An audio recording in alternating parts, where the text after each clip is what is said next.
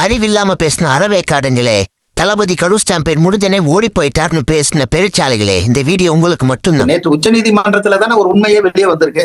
இப்ப என்ன சொன்னாங்க, விஜய் ஓடி போயிட்டாரு, ஒளிஞ்சுக்கிட்டாரு அப்படின்னு தான் சொன்னாங்க. ஆனா இன்னைக்கு நேற்று உச்ச நீதிமன்றத்துல அந்த தாவேக்காவுடைய தரப்பு ரொம்ப ஆதாரமா சொல்லியிருக்காங்க.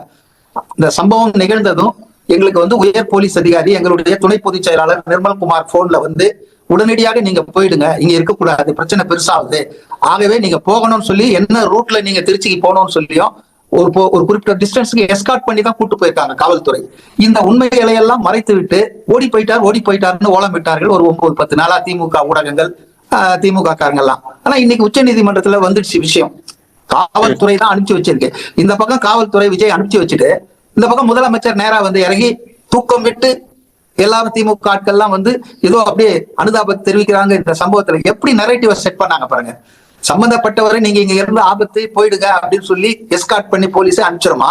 ஆனா முதலமைச்சர், எம்பிக்கள், துபாய் போன துணை முதலமைச்சர் திரும்பி மலர்மலை திருப்பி துபாய்க்கு போயிட்டாரு. அப்ப இவங்க என்ன ஒரு ஃபால்ஸ் நரேட்டிவ கிரியேட் பண்றதுக்கு நாடகம் ஆடி இருக்காங்க. ஒரு அரசாங்கம் செய்யற வேலையாங்க இதெல்லாம். ஒரு பேர் அழிவு நடந்திருக்கு, 41 பேர் இறந்திருக்காங்க. இந்த அரசியல்ல பிண அரசியல்னு சொல்லாம வேற என்ன அரசியல் சொல்றது?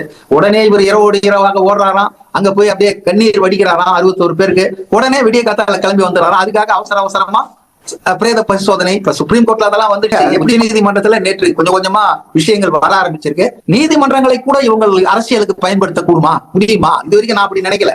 ஆனா ஊடகங்களை பண்றாங்க, பத்திரிகைகளை பண்றாங்க, தொலைக்காட்சி சேனல்களை பண்றாங்க. அதெல்லாம் எல்லாருக்கும் இப்ப தெரிஞ்சு போச்சு. ஒன்னும் சிதம்பரம் ரகசியம் இல்ல.